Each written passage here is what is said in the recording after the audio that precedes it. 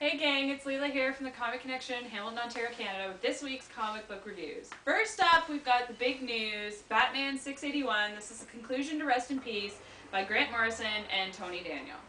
For those of you who ran out to get a book that you see Bruce Wayne die in, might be a little disappointed, but I actually thought that this was a pretty good conclusion to the Rest in Peace storyline, and I'm really interested to see where it goes. But if you are sort of tuning in to see Bruce Wayne die, then you're not going to like this book.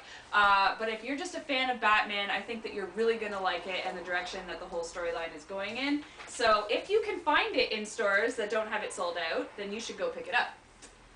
Next up, we've got Umbrealla Academy Dallas #1. This is actually number 7 in the ongoing series by Gerard Way and Gabriel Ba.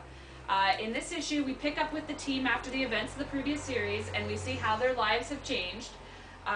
Plus, there's also a revelation that Sir Hargreaves was involved in a secret project with President Kennedy in the past. This is a really good read. The characters in the book are starting to really get more fleshed out, and the action is still as fast-paced as the first series.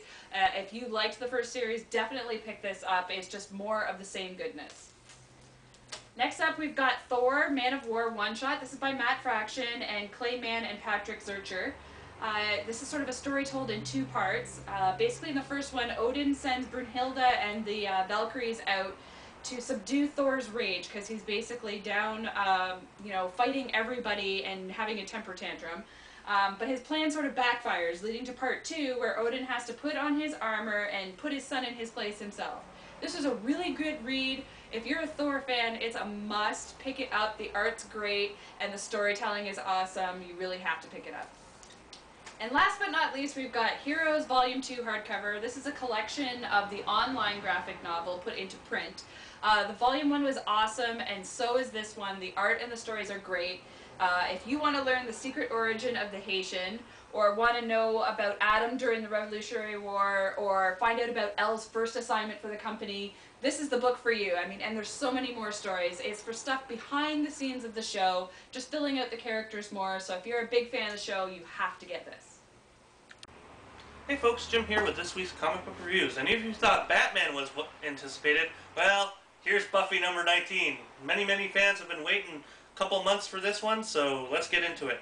This one, written by Joss and with art by Carl Morline, has Ancient Willow lying to both Frey and Buffy as they battle for the fate of their worlds. Well, in the past, Xander and Dawn battle an Orc Horde. If you're a Buffy fan, this is a must-have.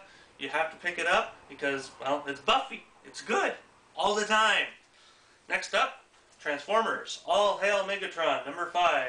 Written by Shane McCarthy with art by Guido Guidi and Casey Collar. Now, if you remember my review of Spotlight Blur from last week, Casey Collar's art is simply gorgeous. And with Guido, and it's just fantastic altogether.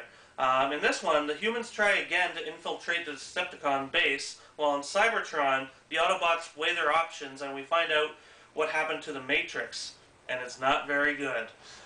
In this one, there's a great in-joke with Cup having a cigar in his mouth like Nick Fury. I thought that was hilarious. Really good art, great story. Any Transformer fan, this is a must-have. Pick it up.